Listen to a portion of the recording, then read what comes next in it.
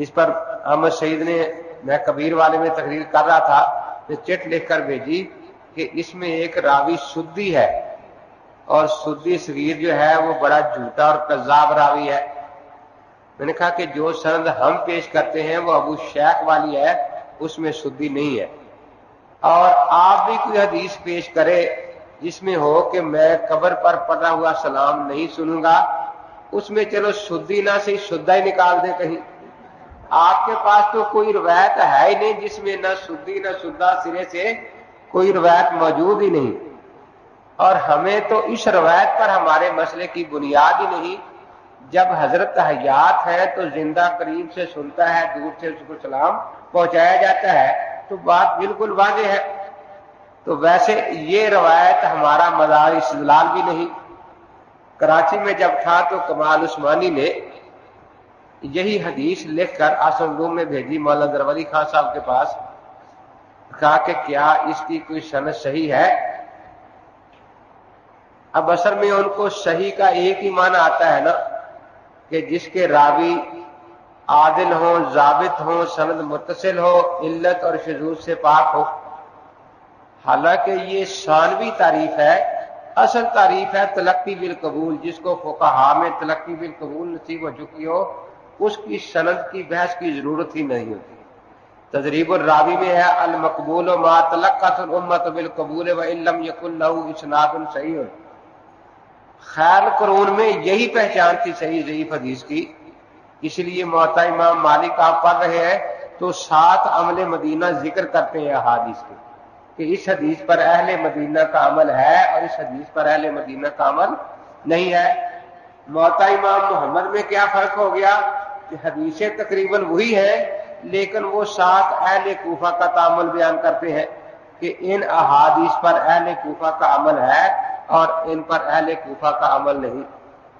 अबू शेख की सन पर उसने फिर एतराज किया कि इसमें अबू अब्दुर्रहमान जो है इसके हालात नहीं मिले, मजहूल है। फिर मैंने उसे लिखा कि मजहूल की तारीफ आपके नज़दीक क्या है। मजहूल की तारीफ में शाफियों और हनफियों का इख्तलाफ है। शाफी रावी पर बुनियाद रखते हैं कि जिसका एक ही शागिर्द हो हदीस बयान करने वाला, उसको मजहूल कहते हैं।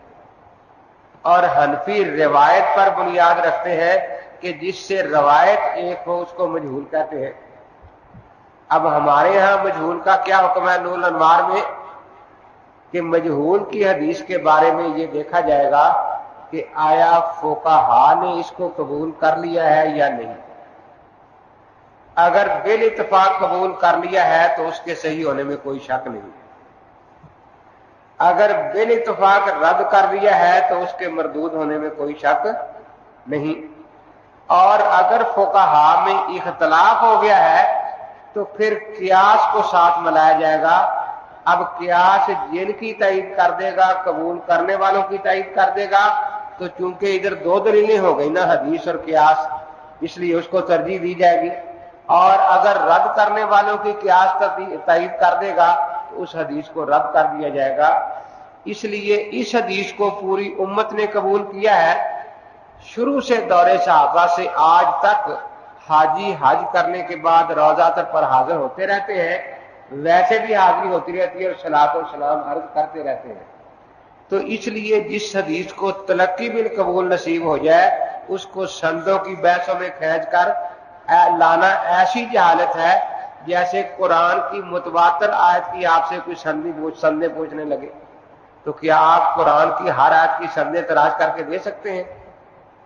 तो जिस तरह कुरान पाक तलावतन मुतवातर है, ये रवायत अमलन मुतवातर है कि हमेशा जो रोजा पाक पर हाजिर होते रहे सलात और सलाम अर्ज करते चले आ रहे हैं और इसमें कभी इख्तलाफ हुआ ही नहीं।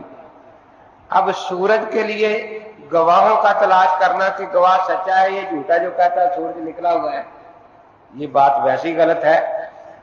इसलिए जिस रवायत को तलक्की बिल कबूल नसीब हो जाए वो तो सूरज की हैसियत इख्तियार कर जाती है।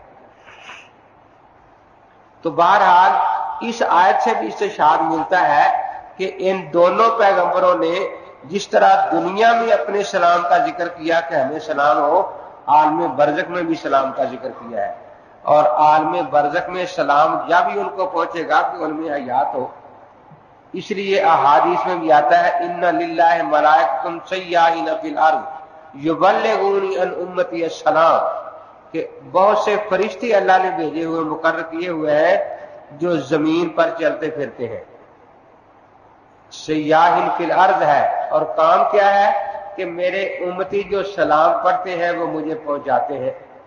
तो इसमें ये नहीं कि सय्याहीन मिनल अर्ज़ इला इल्लीयीन, कि वो जमीन से दरूद लेकर इल्लीयीन की तरफ जाते हैं, बल्कि यही है कि उनकी सारी दरूद लेना भी जमीन से है, ले जाना भी जमीन वाली कब्र में ही है। इसलिए उनकी सियाहत को जमीन के साथ मुख्तस किया गया है।